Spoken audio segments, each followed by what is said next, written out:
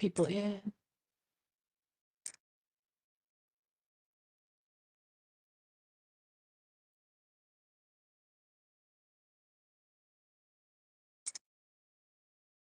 Got lots of people coming in now.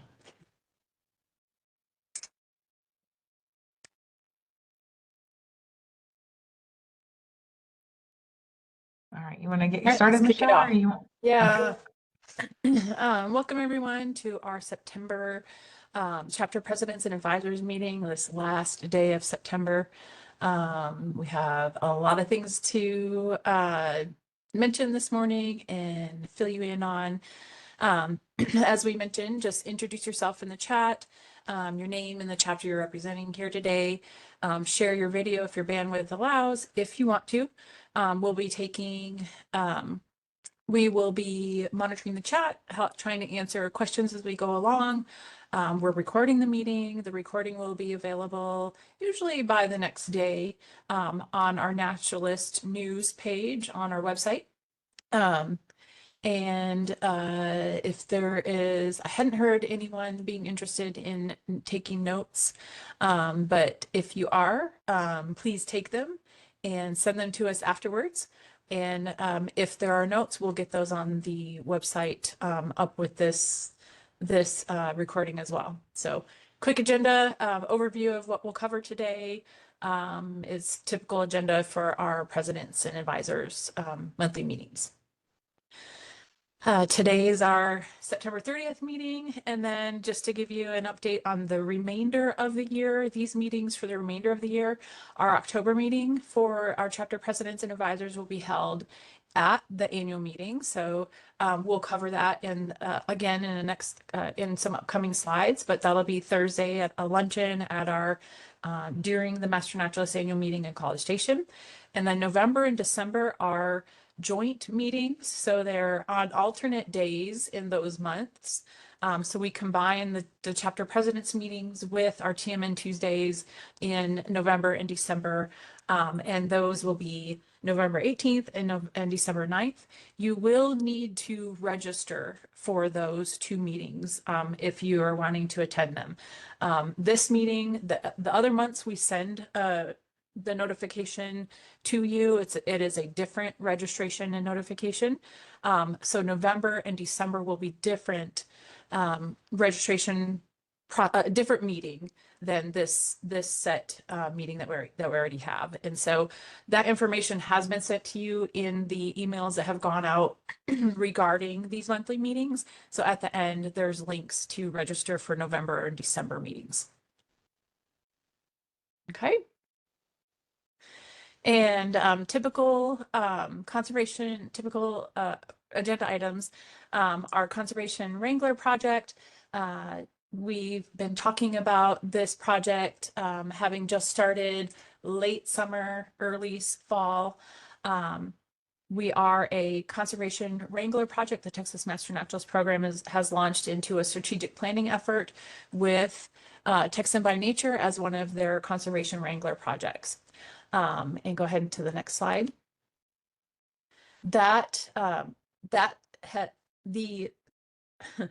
Sorry, stumbling over my words this morning. The strategic plan, the start of our strategic planning effort has been several surveys, and several of those have already been sent out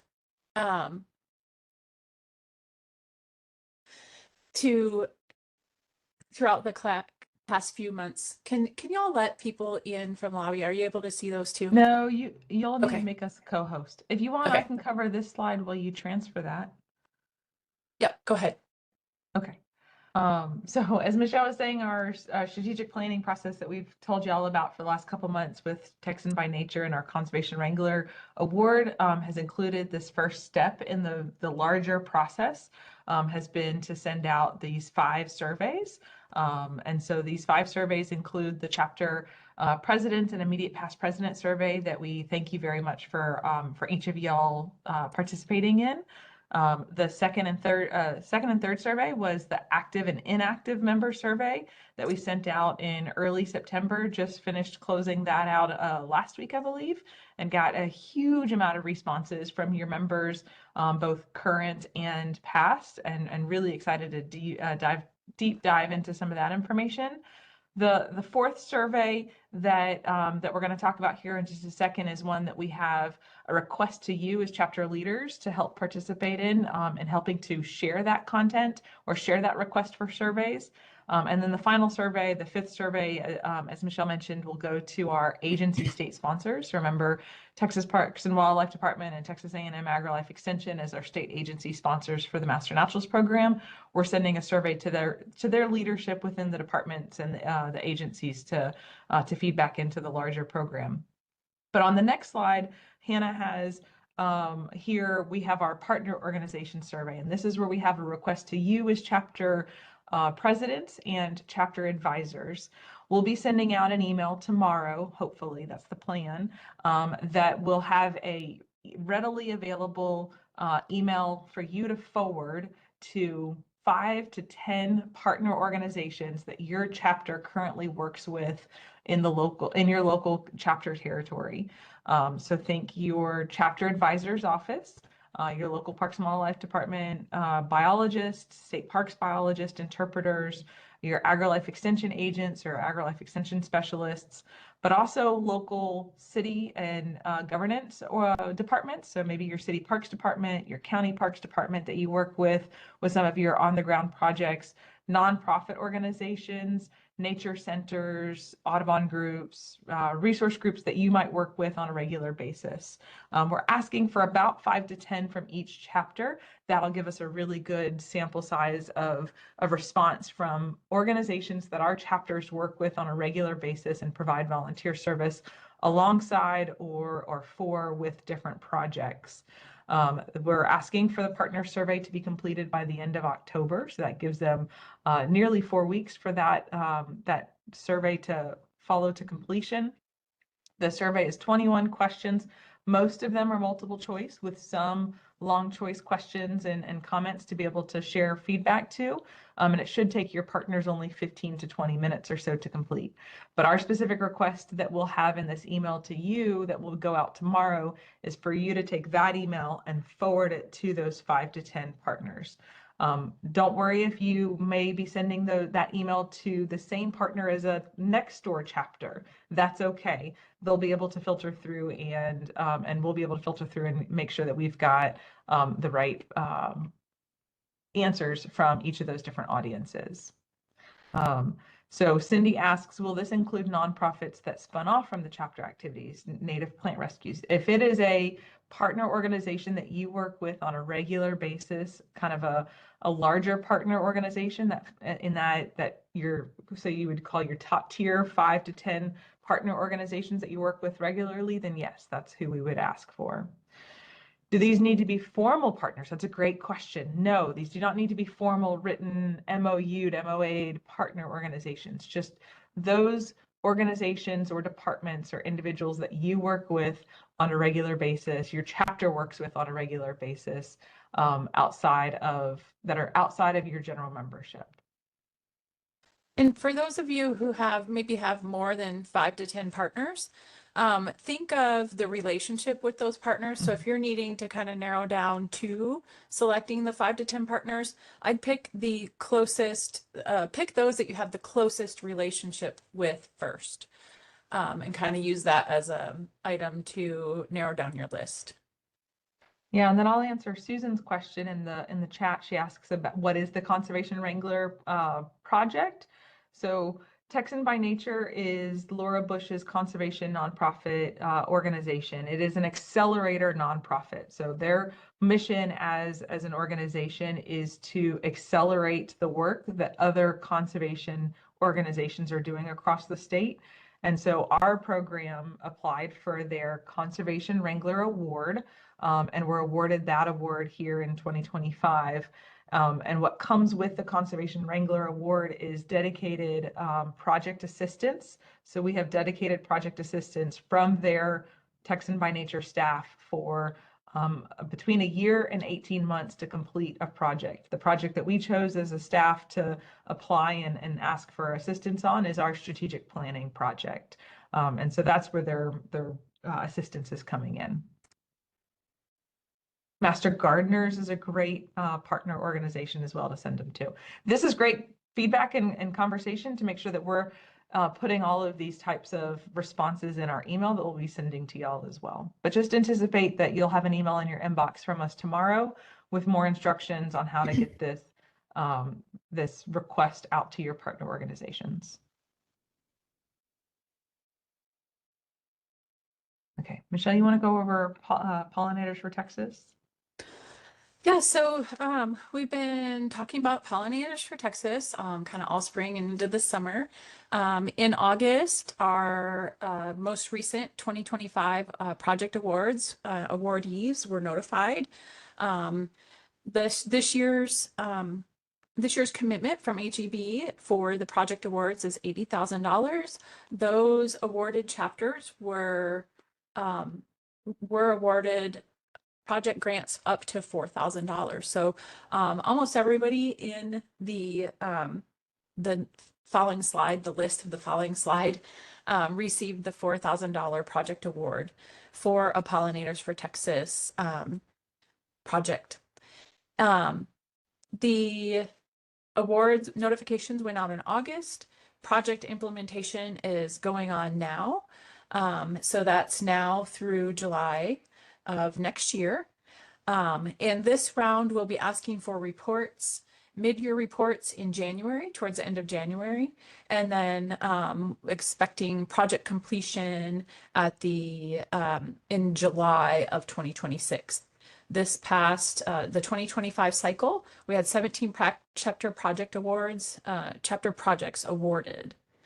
And then I think the next slide has, yeah. So this is the list of chapters that were awarded in the 2025 cycle. Congratulations to everyone. And then if you are a chapter that received the 2024 cycle of projects, Pollinators for Texas Project Awards, just a reminder, our mid-year report was completed and posted to our website. The final report information went out yesterday, and to start collecting your final report information for the 2024 projects. And then the due date on that final report that will need your information is December 1st. And then another reminder from Hannah Thornton, our project manager for the Pollinators for Texas project, is if you have any updated project content and new photos, please send them to Hannah along with the HEB photo release filled out. Those are valuable, those pictures and any updates are valuable information for this final report coming up for the 2024 project cycle. And we love, pictures help tell the story, and we'd love to have yours to help tell that Pollinators for Texas story.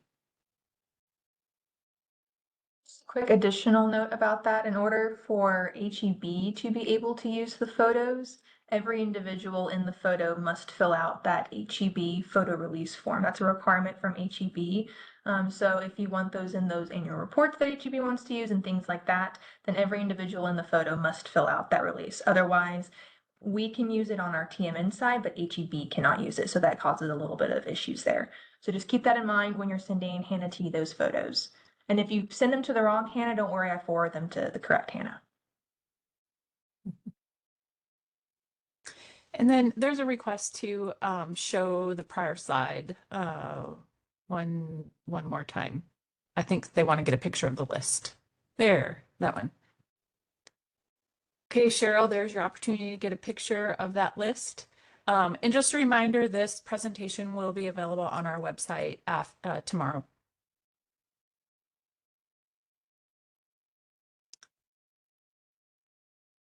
Okay. Recertification and milestone pins ordering. So another reminder, I've been saying this for a few months now, but just a reminder, the 4,000 hour, the Presidential Volunteer Service Awards aren't available right now. The program is still on a pause. So those PVSA pins are not available, but the Master Naturalist Awards for 4,000 are still available. So I will be bringing all award orders to the Master Naturalist annual meeting in October. So any order that you are waiting on will be delivered at the president's meeting, presidents and advisors meeting at the annual meeting in October. And then if your chapter that doesn't have a president or advisor attending the annual meeting, just let me know that, and we can get the package to an alternate member that is attending the meeting from your chapter. And then for any 4,000, 5,000 awards and above that you are anticipating for the remainder of the year, please go ahead and put an order in at our AgriLife or at our Master Naturalist web page. So this, I'll put it here in the chat, that chapter resources 4,000 above pins link. That's where you'll put the order in for the 4,000 hours and above for the remainder of the year. If you can do that now, I can get those collected and bring them to the annual meeting for y'all.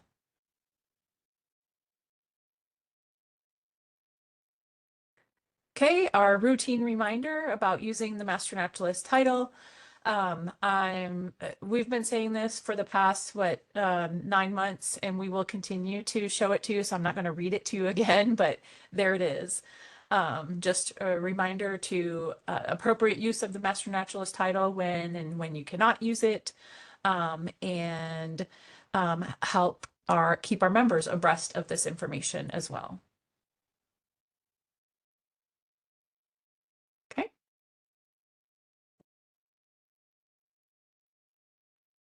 Hannah. This is me.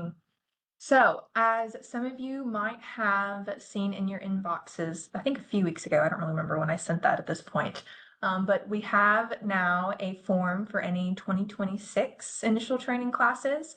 It is now also on the homepage of the web page. You can find it there. I know if you look closely, that one still says 2025. I promise you on the actual website, it's 2026. I just haven't updated that photo.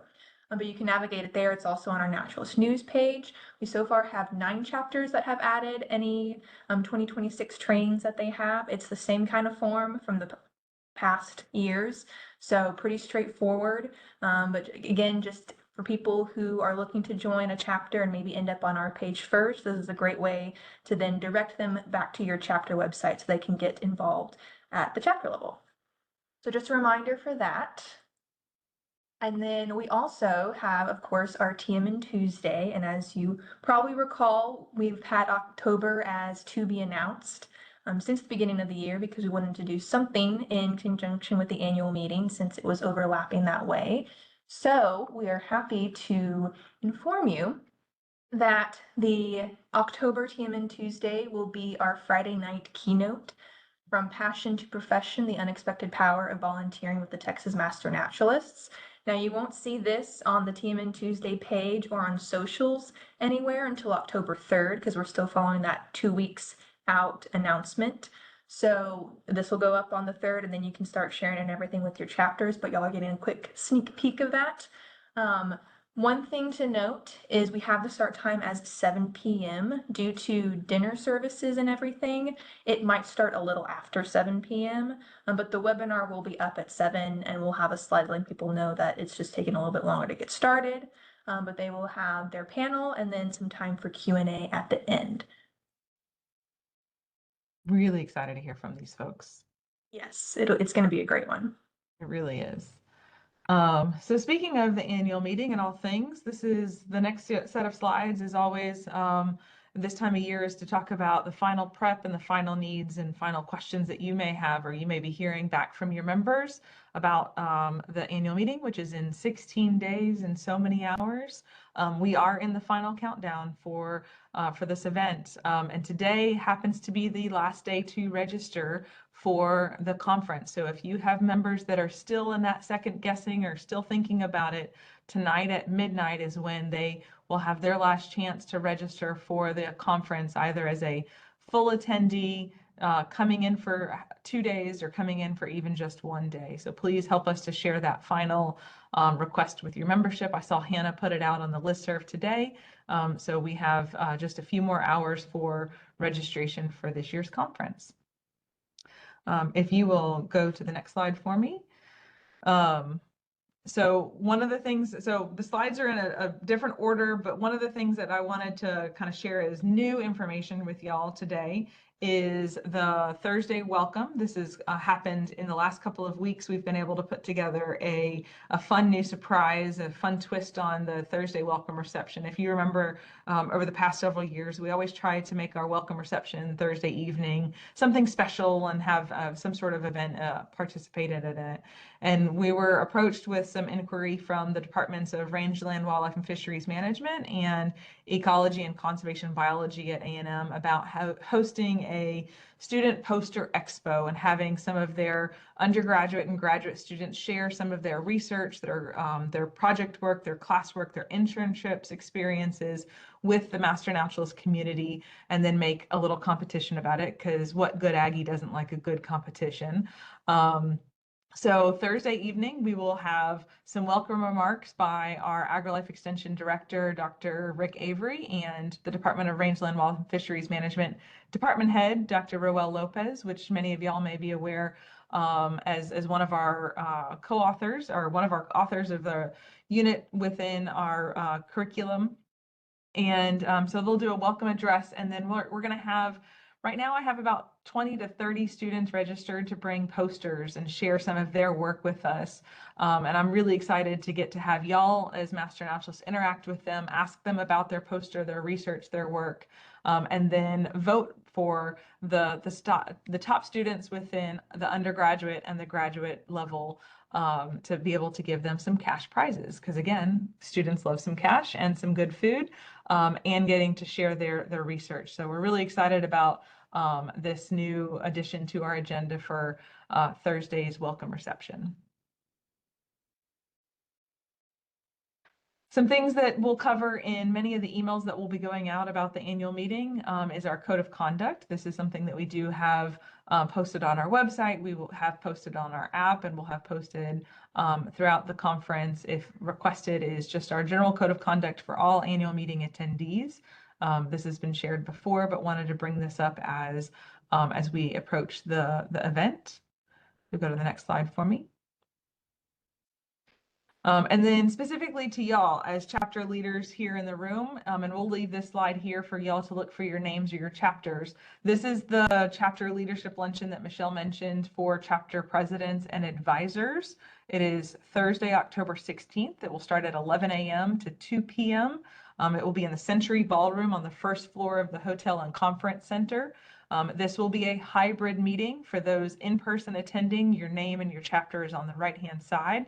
That's who I have currently registered to attend, your last name, excuse me. And then we will be sending out a WebEx link for those that are not able to make it in person, to be able to join us virtually. That'll be sent within the next week or so to all presidents and advisors, so that you can join virtually as well. As with all of our presidents and advisors meeting, we will be recording it, so that we can post those slides and that content to our website afterwards. If you are a virtual attendee, while the meeting says that it starts at 11, we will be having our meal from 11 to about 12 o'clock. I would still encourage you to log in at 11 o'clock, and we'll have that instruction in the email that we'll be sending out in the next week or so. And then finally, the last bit of reminder on this slide is that there's been a few chapters that have reached out to me to ask for their current list of registered attendees from their chapter. I'm happy to share that list with you as chapter presidents. Just email me. Registration doesn't close, as I mentioned, until tonight. So if you want to email me tomorrow or anytime after tomorrow, I can send you that list easily as well. And it'll be a final list after tomorrow.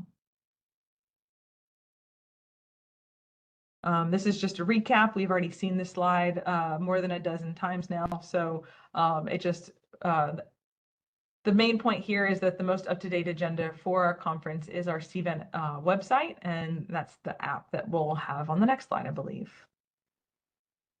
Yep, there it is. So the CVent app is available for download now. You'll go to your App Store, your Google Play Store, and search for CVent apps. That is the housing home app for our event. You search for Texas Master Naturalist 2025 annual meeting, and it will pop up. Download that event and then log in with your email address, your first name and your last name. It will ping you a verification code either to your email or to your cell phone if you entered that in when registering. That verification code is typically a 5 to 6 digit number that you will then need to punch back in to the event to verify that you're logging in. And it does expire every 24 hours. So if you are attending the conference, you'll need to log into the CVent event every morning before you get started. Okay. Some other events that are happening, key highlighted events. Hannah, you wanted to share some of these? Sorry, I cut you off. No, you're good. Yeah, I was just gonna say this is another thing that we've shown y'all a couple of times, but just putting it up here again so you see it again and are reminded of it. But for any of your training directors, we're having that training director roundtable that will be recorded but not broadcasted live. So a recording will be available on the Naturalist News page afterwards, but people can't join virtually for that one. You have to join in person. But again, the recording will be provided after the fact. We also have the communications director roundtable. This will not be recorded. And this is just a way to get some communications directors together. So if yours have not been made aware of this, go ahead and let them know about that as well. And then there's also a VMS local chapter administrators roundtable as well.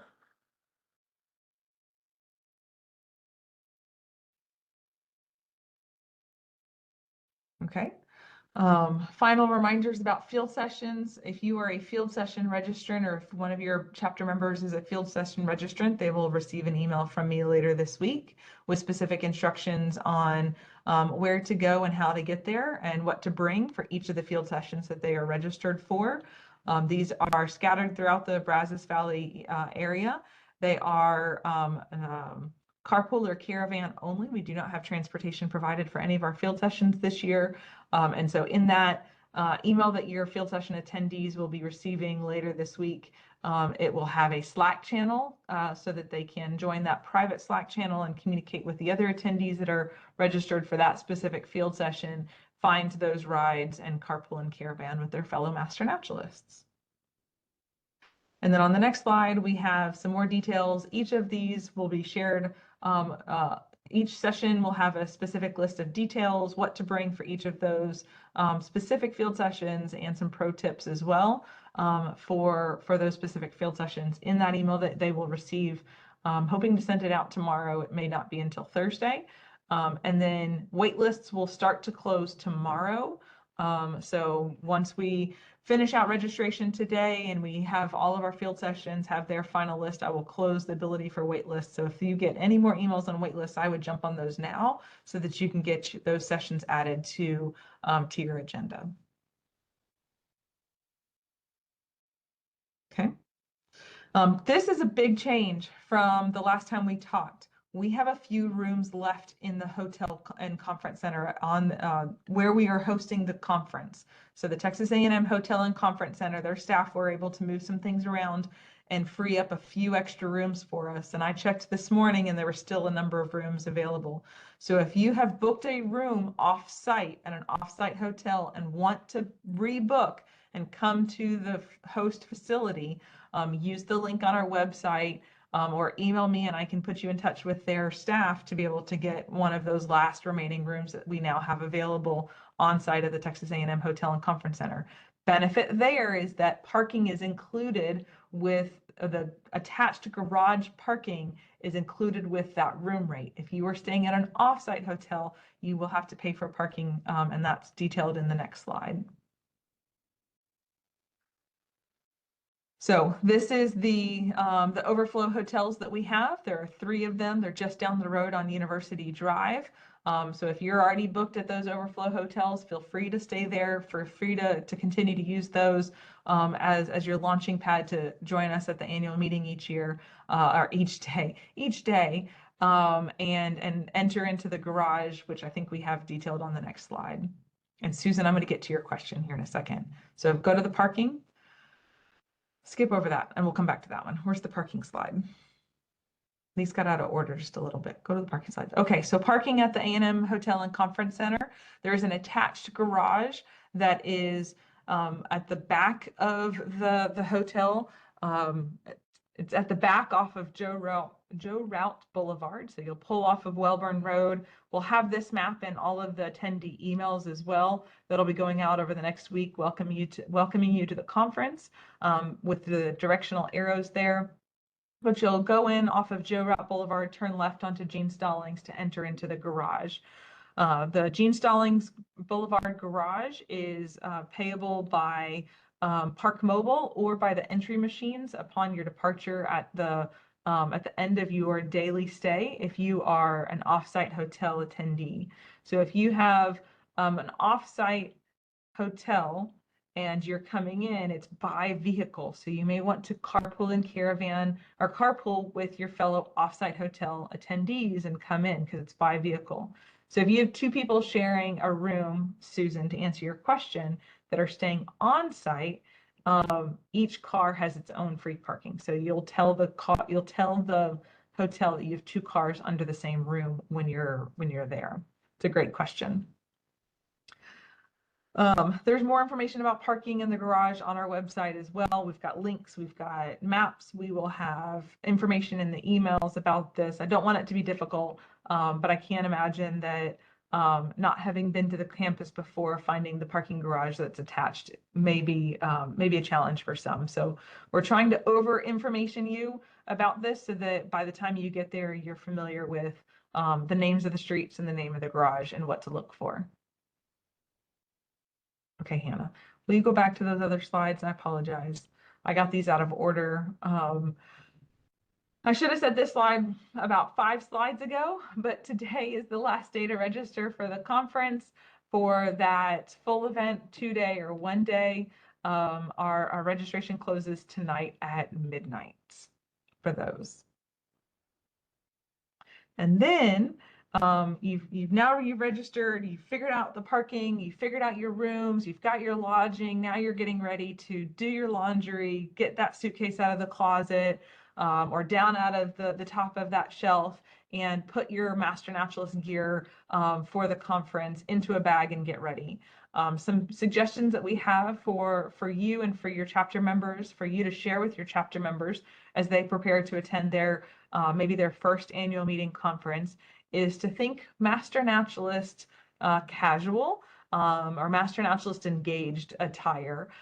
So that is their pins, their lanyards, their logo gear, their hats, their Master Naturalist swag that they've gotten over their career with the Master Naturalist journey. But also field gear, things that they might need for their field sessions, binoculars, hats, sunscreen, bags, cameras, and insect and sun repellent. Did I say that already? Things that they might need outside when they're engaging in some of their field sessions or going to moth maybe in the evenings on campus with us. Also their learning gear. So they're going to be sitting in a classroom attending their advanced training sessions, notebook, notepad, maybe a computer or an iPad if they are going to engage in some of those sessions that are interactive. I would also suggest a jacket or a sweater for those that run cold-blooded like me, cold-blooded like me. I am always cold inside, and so I always have a jacket or a sweater with me because it can get cold in those classrooms, and especially as you're moving in and out of the building. We were hoping and joking for some of that cool fall weather, and I would gladly take that right now.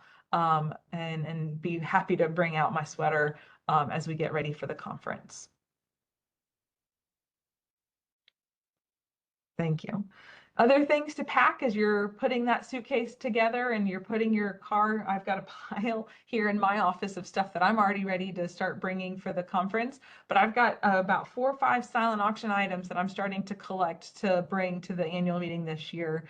So think about things that you want to take and donate to our silent auction.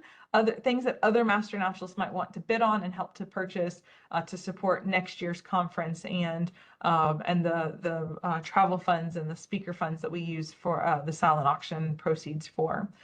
If you are a planner like me and you already have your items laid out for the silent auction, please help us by submitting those with the silent auction donation form that's linked there. We'll be putting it out on those emails that will be going out again.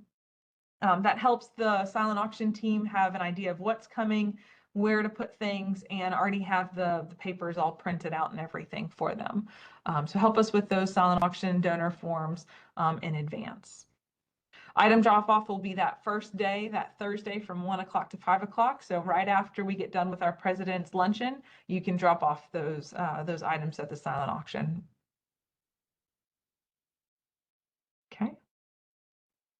And then swap shop. If you have extra Master Naturalist gear that you've been holding on to, but you're not using, you're not currently engaging out in the field, you think some other Master Naturalist may want to use it, bring it.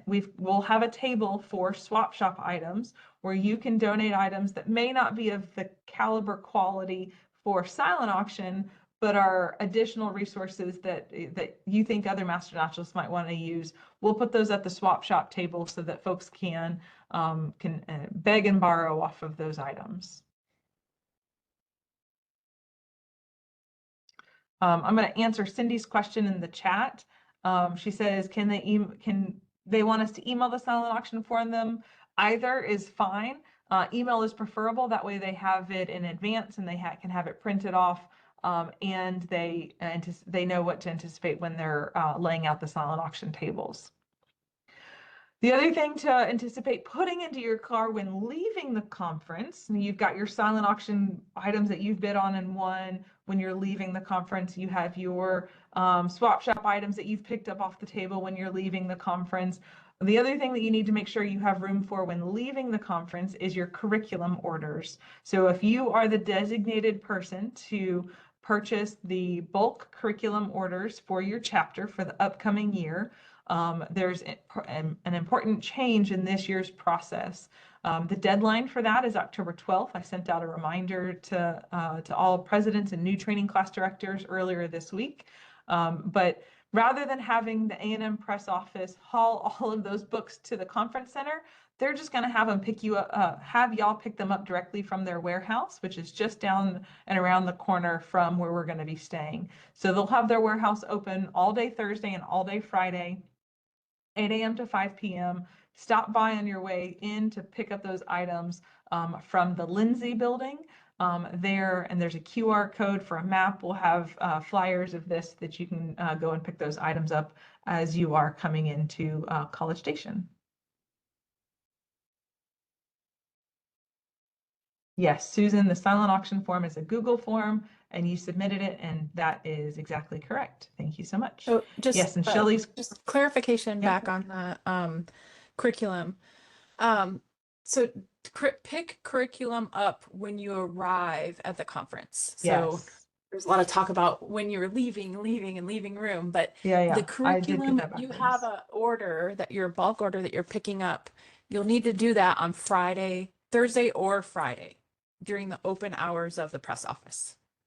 They're also open Monday, so if you're staying, they're open business days. So if you're staying after the weekend, you can pick it up Monday as well, but their preference is Thursday or Friday. And they have a great loading dock, and Mike at the back is super helpful. He'll come and help you load those boxes as well. It'll be a lot easier than years past. Yes. Yeah, having to use a hotel cart to take them from one side of the hotel to all the way out to the parking lot, much easier. Curbside service, so to speak.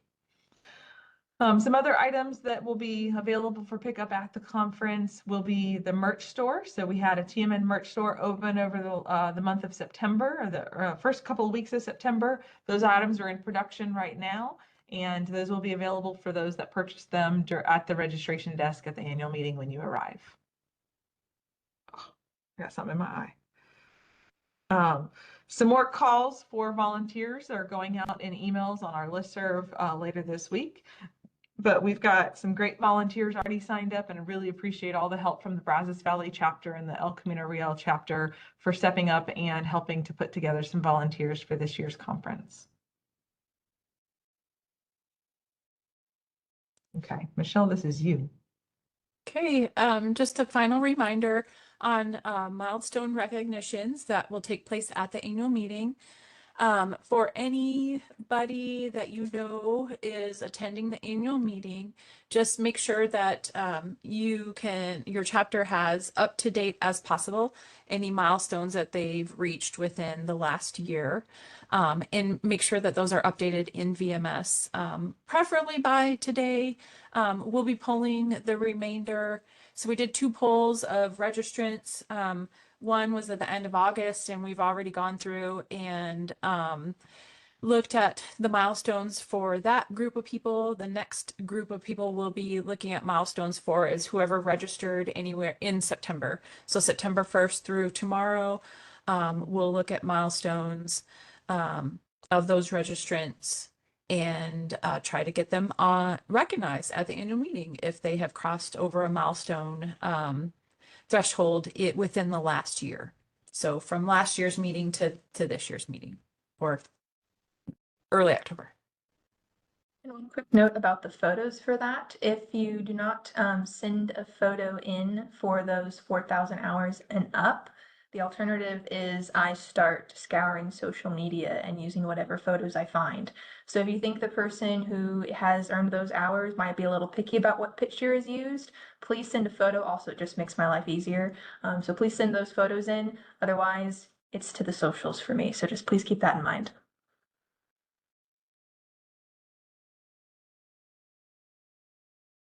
And then last call for the chapter photo slideshow.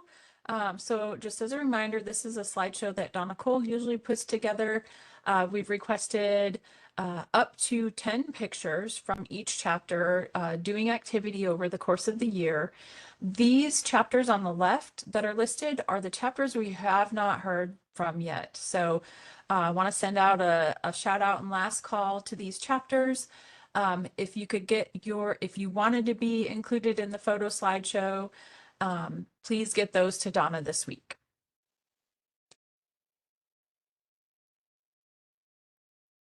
All right, a few last announcements about the annual meeting. We are still and will still take sponsorship. So if your chapter is still considering whether they want to be a sponsor for this year's meeting, we'll take sponsorships for the next couple of days. I will go to print with all sponsors and vendors at the middle of next week. So if you are still on the fence about considering a sponsorship for this year's meeting, please let me know as soon as possible so that I can make sure that we get your name and recognition printed in this year's programs and posters. And then I think the last one here is our contest and awards. All of those deadlines have closed. The last time we talked here with this group was right before the deadline for the contest and awards. And so we were pushing that hard. And y'all really responded. Your members really responded this year.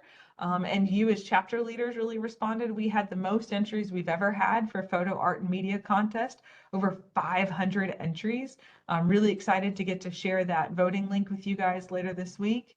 And we had a huge number of project fair entries and video contest entries.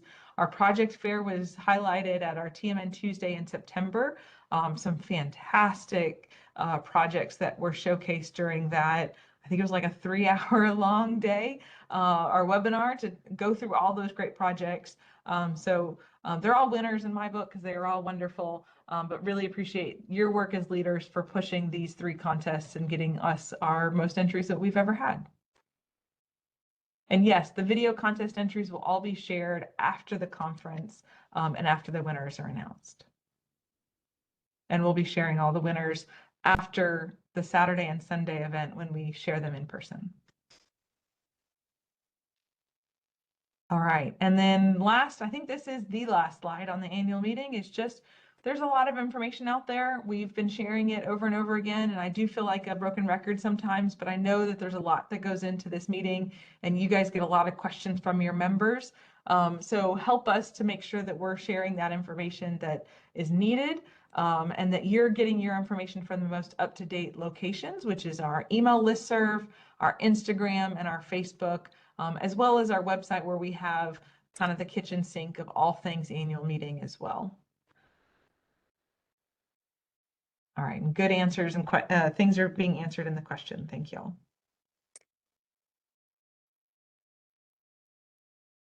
Again, this is a slide you've seen a lot of times before, but this is just the reminder that our website is that kitchen sink. If you have a question, the answer is probably on there. If your members have a question, the answer is probably on there. Same with that listserv, the email listserv that we have. A lot of information goes out on that, so make sure that your members are signed up, especially any new ones that might have come in with any fall initial training. And yeah, just keep sending people to the website to get their questions answered.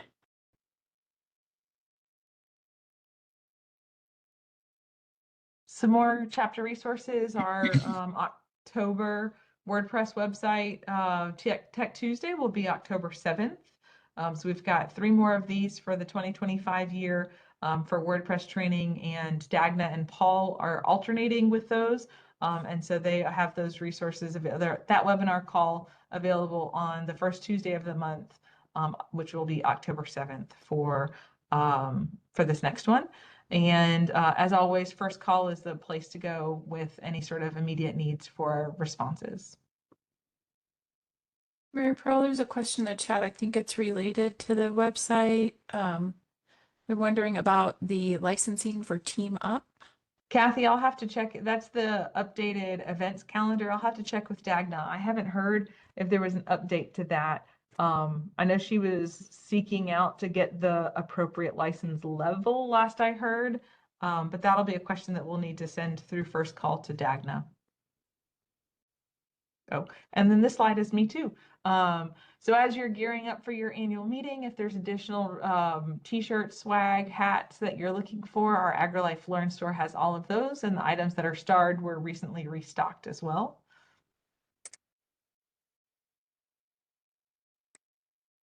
Go ahead. And then our license plate. I actually did some big edits on this slide because I feel like we've had the same slide on some of these things for all year long now. So we'll for note to self, we'll need to change things up for 2026. So we've got lots of information there. But I did get the Q3 report from the DMV at the beginning of September. We have 858 total license plates that have been sold since Q3 of 2020. Q2 of 2021, when we first started to sell our personalized Texas Master Naturalist license plate. I threw in the graph. We've been tracking these quarterly sales here, so you can see the growth of our license plate sales over the last 3 years. It's been 4 years now. It's been really exciting to see these license plates out and about and on the landscape, and I'm really excited to see them in the garage at the A&M Hotel and Conference Center in a few weeks. And then I did pull an updated number for our Master Naturalist endowment. We have over $213,000 in that account, and that will continue to snowball in that account as we continue to raise money through the endowment, and your chapters continue to host these chapter challenges and endowment fundraisers. That snowball is just now really starting to roll downhill and really start to gather up some revenue and interest for the program. And so capping in on the chapter challenge, we will present the results of the chapter challenge that the Heartwood chapter announced earlier this year during the conference. So they had a goal of raising $20,000 for the TMN endowment in 2025 as a way to help celebrate their anniversary. And with so many other chapters celebrating an anniversary this year, they extended that challenge. And I know there's been several chapters that have participated, and we'll be sharing those updated results at the conference this year.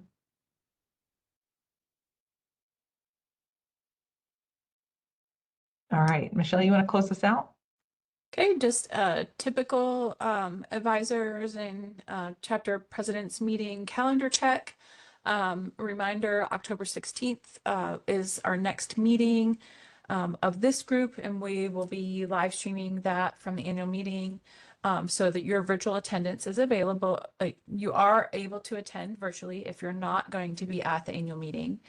And likewise, if you are not at the annual meeting and you'd like to send someone to attend in your place, you can do that too. Just make sure that they are registered. So we have that head count for that event on Thursday, that luncheon on Thursday. And then make sure your milestone reports or hours are updated today for anyone who may be close and have crossed that threshold, especially your registrants going to the annual meeting or those people that you know have registered for the annual meeting. All of our annual meeting registration closes this evening, right just before midnight. Our TMN Tech Tuesday in October is October 7th. And then our TMN Tuesday will be October 17th. It's not a Tuesday this month because we'll be coming live from the annual meeting on that. So it's actually that Friday. And then again, the annual meeting, big thing is the big thing happening next month. So 16th through the 19th.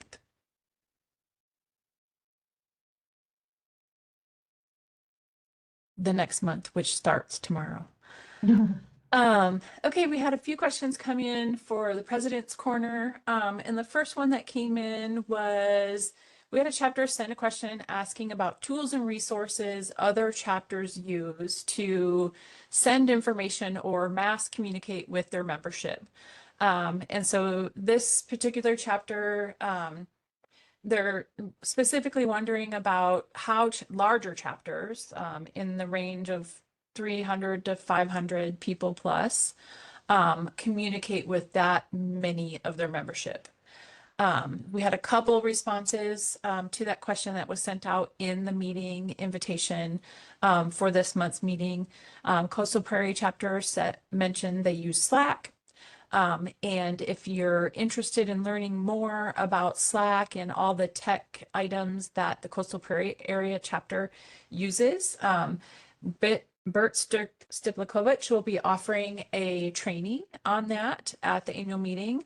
That training is called the Tech Advantage Turbocharge Your Chapter, and that'll be held October 17th from 9 to 10, roughly 9, in the 9 to 10 time block. And then a reminder that we'll have the chapter communications director roundtable at the annual meeting. And then I think some people are putting stuff in the chat now. And if any chapter wants to come off mic and talk about the resources and technology that you use for this purpose, please do.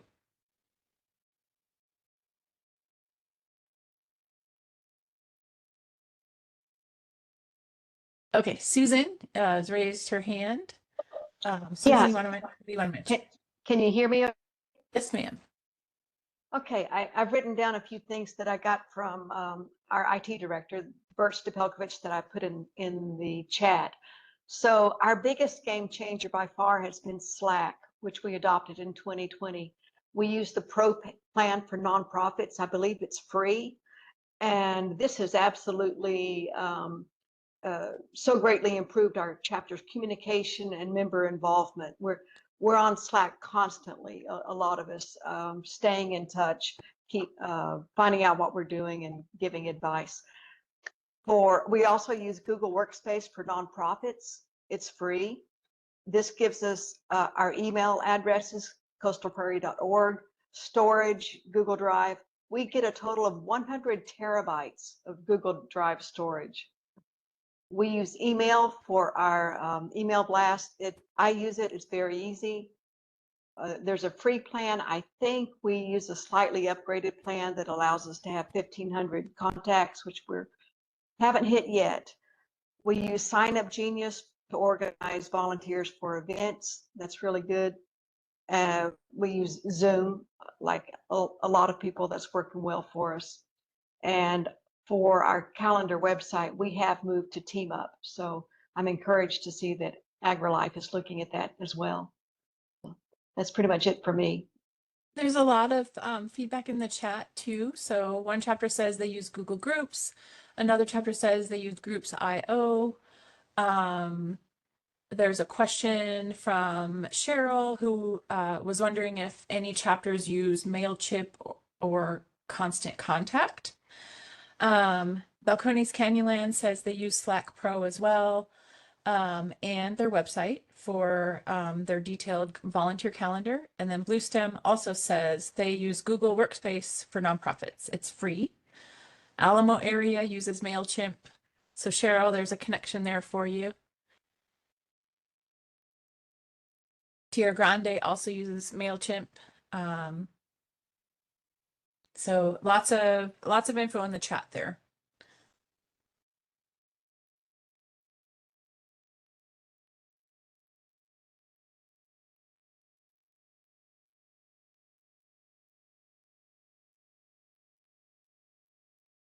Okay, I'll give you just a couple seconds to cycle through your conversation in the chat there, and we can move on to the next topic on the slide here.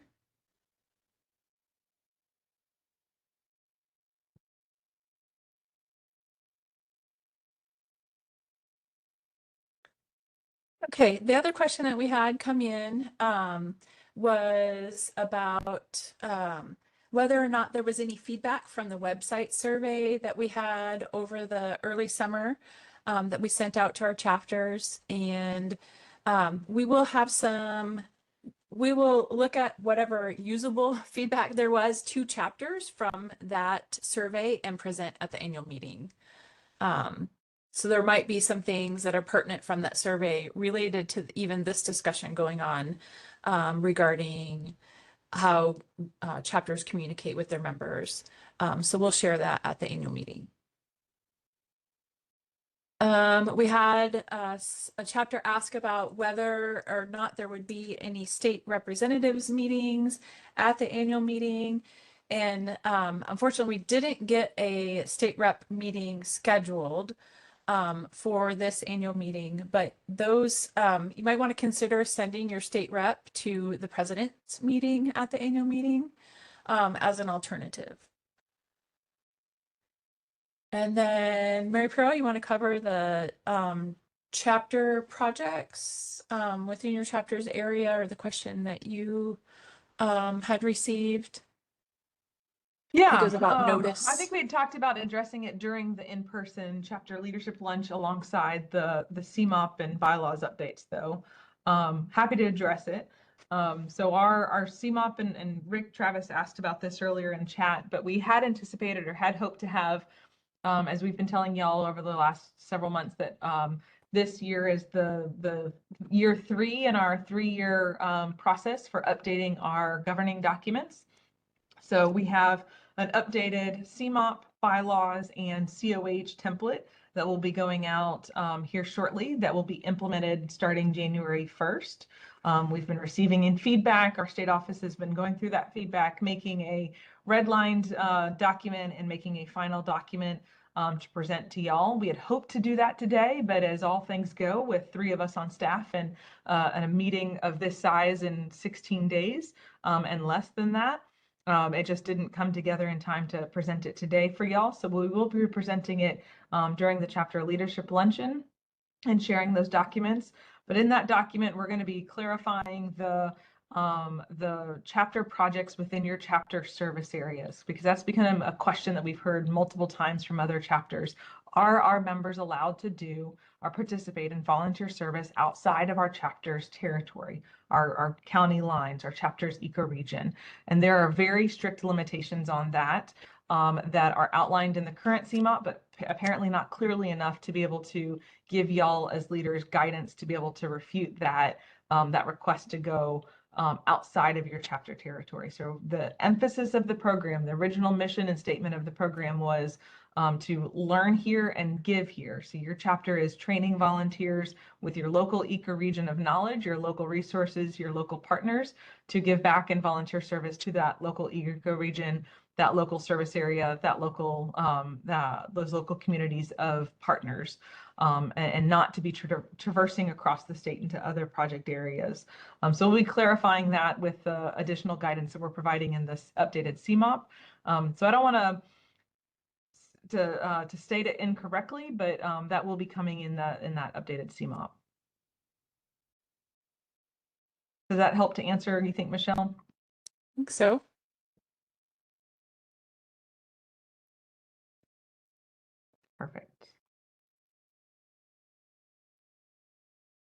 Okay, what else, y'all?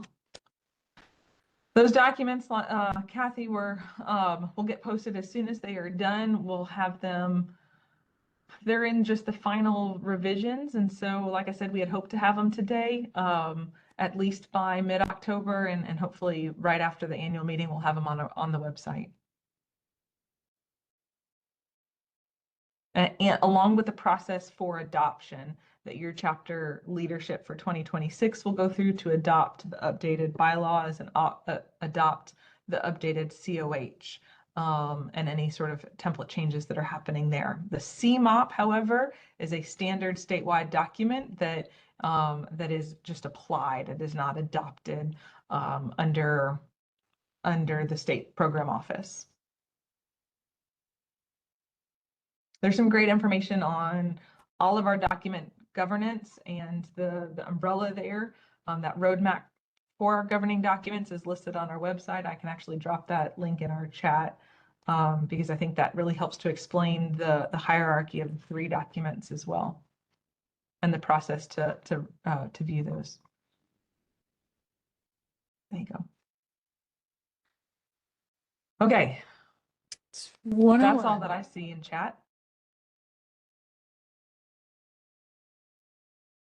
Y'all are going to ask all the questions about the CMOP and the COH, and we are not ready to share those documents yet. Like I said, we had hoped to have them ready for today, but we will be sharing them and talking through them in detail at the chapter leadership luncheon in 16 days from today. So if y'all could hold on to those questions, and we'll make sure that we go through all of those things with those details and those documents ready for reveal then. And we will see y'all in College Station. Yes. Bye, y'all. Thank you. Thanks, everyone.